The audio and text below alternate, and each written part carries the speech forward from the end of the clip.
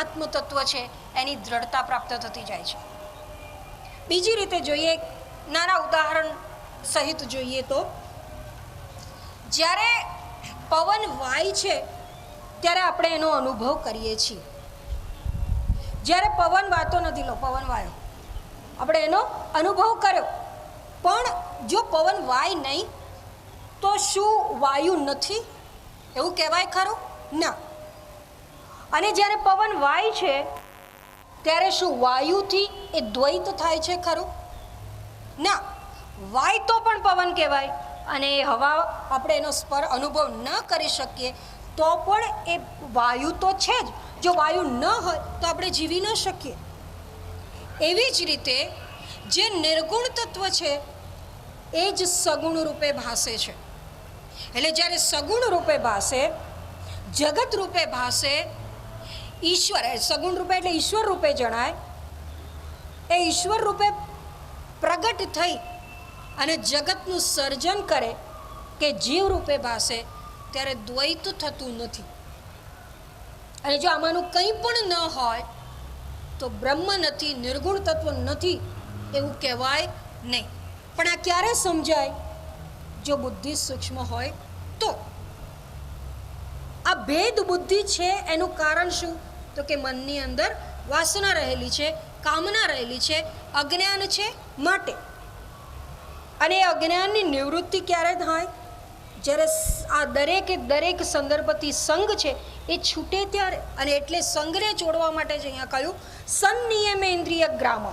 ઇન્દ્રિયોનો જે સમૂહ છે એને જે વશમાં કરે છે તે, અને સાથે સાથે આત્મચિંતન કરતાં કરતાં સમબુદ્ધિને પ્રાપ્ત કરે છે, ત્યારે એ અસંગ તત્વ છે એ સમજાય છે, એની પ્રાપ્તિ થાય છે. અન્યથા એ તત્વ છે એ સમજી શકાય નહીં. એટલે અહીંયા કહે છે કે એ સતત એનું ચિંતન કરવું. કઈ રીતે એનું ચિંતન કરવું જોઈએ? એના સંદર્ભથી કૃષ્ણ પરમાત્મા પણ કહે છે કે અભ્યાસ એને તો કૌંતેય, અભ્યાસ અને વૈરાગ્ય દ્વારા પ્રાપ્ત થાય છે. તો અન્ય ગ્રંથ પંચદશીમાં એમ કહ્યું કે એના સંદર્ભથી જ વિચારણા કરવી જોઈએ. કે જ્યારે બે સાધક મળે તો કે બંને એ બ્રહ્મ તત્વની નિર્ગુણની ચર્ચા કરે. કોઈ ના હોય તો હું મારો પોતાનો સ્વાધ્યાય કરું. તત્ચિંતનમ તત્કથનમ, અન્યોન્ય તત્કથનમ, એટલે કે બે એકબીજાની સાથે એનો જ ચર્ચા કરવી. આમ એના સંદર્ભથી, એટલે કે નિર્ગુણ પોતાનું જે સ્વરૂપ છે એના સંદર્ભથી દ્રઢતા છે એ પ્રાપ્ત થાય છે.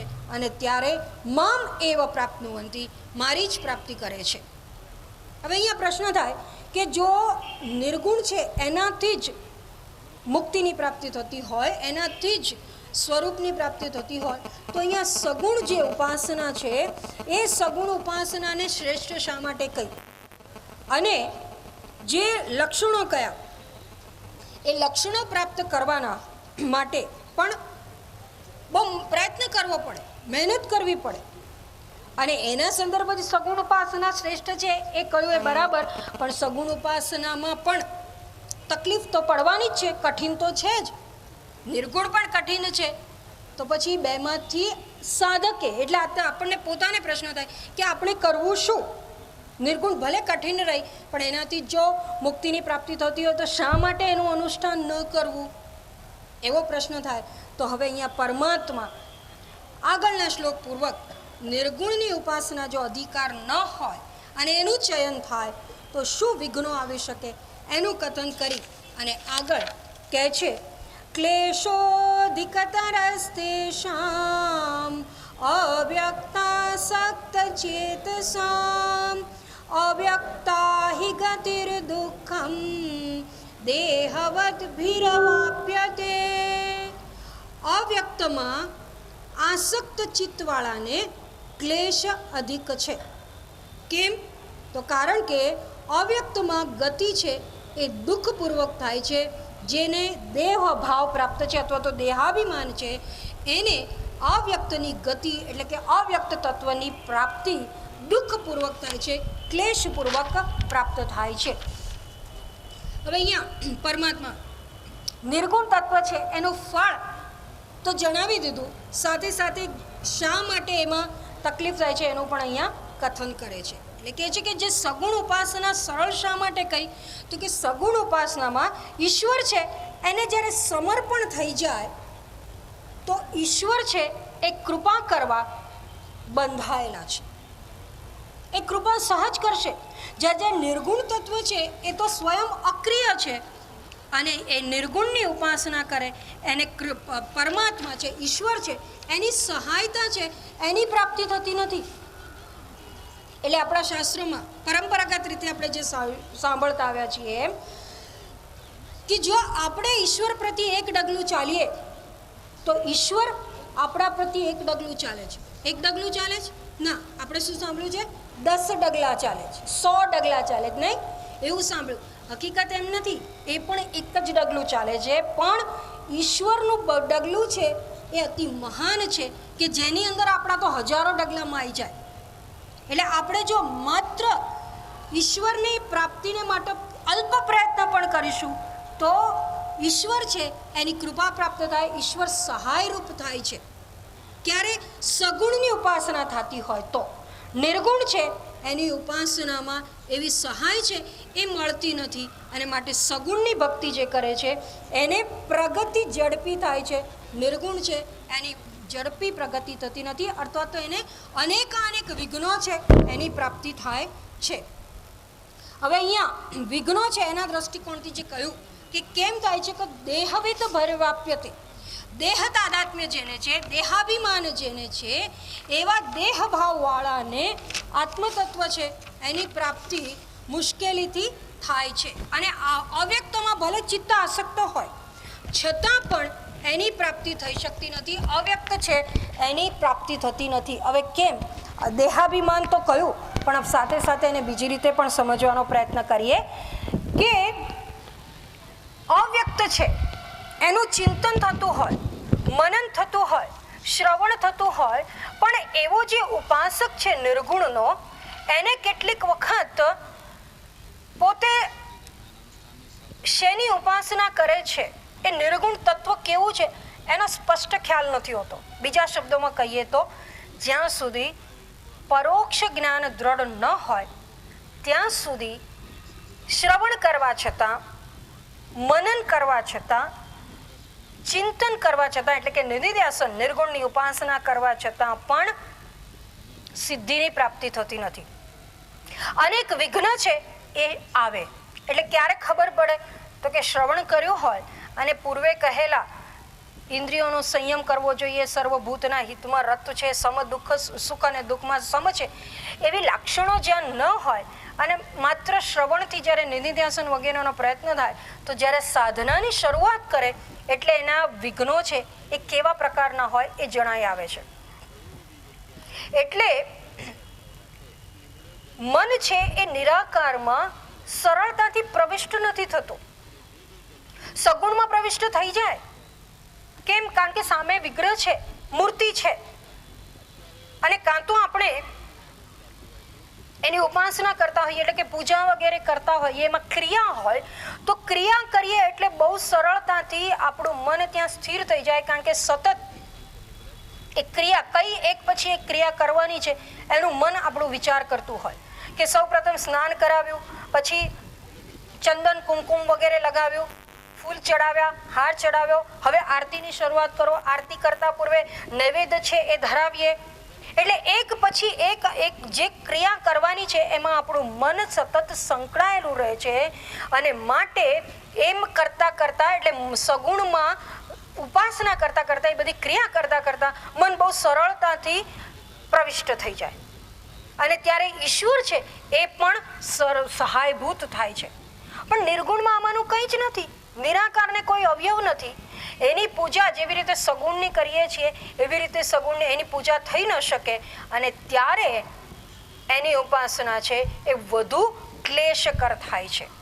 અહીંયા કહ્યું અધિકતર વધુ ક્લેશકર થાય છે અને એને કારણે અહીંયા કહે છે થાય છે કે શું તો કે એ દેહની સાથે તાદાત્મ્ય હોય એટલે ચિંતન કરવા બેસે તો પણ શેનું ચિંતન કરવાનું? હવે નિરાકાર તત્વ છે એટલે આકારના સંદર્ભથી કોઈ વિચારણા ન થાય એટલે ચિંતન કરવા બેસે કે તત્વ અવ્યક્ત છે, નિરાકાર છે, અનિર્દેશ છે, અચિંત્ય છે, એવી પૂર્વે જે કહ્યું એ બધા જ લક્ષણોની ચિંતા કરવા બેસીએ ત્યારે સૌ પ્રથમ તો તત્વ અચિંત્ય છે, અનિર્દેશ્ય છે, એટલે એને બીજા રૂપે જોઈએ છીએ.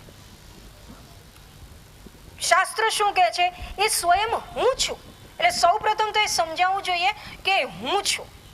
ધારો કે એ પણ સમજાઈ ગયું તો હું કઈ રીતે સચ્ચિદાનંદ છું એનું સ્પષ્ટ ભાન હોવું જોઈએ. અન્યથા હું સત છું, ચિત્ત છું એમ પણ જો ચિંતન કરવામાં આવે ત્યારે શરીર ભાવ છે એ શરીર ભાવ તરત જ પ્રગટ થાય.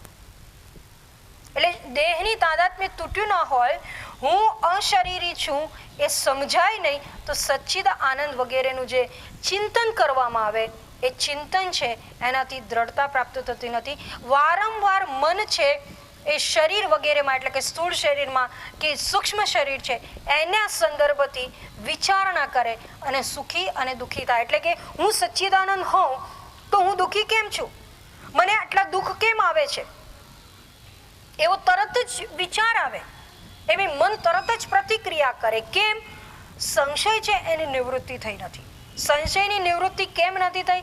કારણ કે ઇન્દ્રિય સંયમ નથી થયો, શ્રવણમાં દ્રઢતા નથી અને માટે વધુ ને વધુ ક્લેશ છે એ સતાવે છે. અથવા તો ક્લેશ એટલે શાસ્ત્રમાં 5 પ્રકારના જે ક્લેશ કયા છે: અવિદ્યા, અસ્મિતા, રાગ, દ્વેષ અને અભિનિવેશ. અભિનિવેશ એટલે મૃત્યુનો ભય. એટલે અજ્ઞાન તો છે જ, પરોક્ષ જ્ઞાન પણ જો દ્રઢ ન થયું હોય તો અજ્ઞાન છે એની નિવૃત્તિ નથી થઈ, દ્રઢતા નથી. અને માટે અસ્મિતા એટલે કે શરીર વગેરેમાં જે હું ભાવ છે એ વારંવાર ઉત્પન્ન થાય તો મારું અને પરાયાની લાગણી તરત જ થાય. અને એવા સમયે જે મારું કહું છું એમાં રાગ ઉત્પન્ન થાય અને મારું નથી જે પરાયું છે, મને જે વિઘ્નરૂપ છે, મને જે પ્રતિકૂળ છે એમાં દ્વેષ થાય. અને આની સાથે સાથે જ હું જ્યારે મને શરીર વગેરે માનું તો મૃત્યુનો ભય રહે, અભિનિવેશ તો રહે જ છે. તો પછી હું અમર છું, સત છું એ કેમ સમજાય? સ્વાભાવિક રીતે એમાં દ્રઢતા પ્રાપ્ત ન થાય. એટલે કે છે કે આ 5 ક્લેશ છે એ ત્યાં વિઘ્ન કરે છે. અને વિઘ્ન કરે છે એને કારણે આત્મસ્થિતિ અવ્યક્ત આસક્ત ચેતસામ એટલે કે અવ્યક્તમાં જેનું ચિત્ત આસક્ત છે એને પણ એ તત્વની પ્રાપ્તિ થતી નથી, એમાં એની સ્થિરતા પ્રાપ્ત થતી નથી. એનું કારણ જ આ છે કે એને દેહ તાદાત્મ્ય છે, દેહમાં અભિમાન છે, એને કારણે એનો તાદાત્મ્ય જલ્દી તૂટતું નથી. અને આ 5 પ્રકારના ક્લેશ છે એ વિઘ્ન કરે. અને 5 પ્રકારના વિઘ્ન કરે એટલે શું થાય? તો કે છે મૂળભૂત રીતે જે ઉપાસનામાં શાસ્ત્રો કહે છે કે નિધિધ્યાસન કે આત્મચિંતન, આત્મનિવેદન કરવામાં આવે ત્યારે 4 પ્રકારના મુખ્ય વિઘ્નો આવે છે. સૌથી પહેલો છે લય. એટલે કેટલીક વખત તો ઊંઘ જ આવવા માંડે, બેસીએ અને 5 મિનિટ પણ હજુ તો વિચાર કર્યો ન હોય ત્યાં ક્યારે ઊંઘી જઈએ ખબર ના પડે, બેઠા બેઠા જ ઊંઘ આવી જાય. એટલે ખરેખર ઊંઘી ગયા છે એવું પણ બેઠા બેઠા જે સ્થિતિમાં બેઠા હોય એ સ્થિતિ જ ન રહી હોય, ડોકું નમી જાય, આંખ બંધ કરી જાય, આંખો ભારે થઈ જાય અને જ્યારે આંખ ખોલીએ ત્યારે ખબર પડે કે આપણે ઊંઘી ગયા હતા. એટલે લય નામનો દોષ છે એ સતાવે છે. કારણ કે સ્થૂળ શરીર સાથેનું તાદાત્મ્ય હોય તો તમસ છે એનો પ્રભાવ જણાવ્યા વગર રહી નહીં.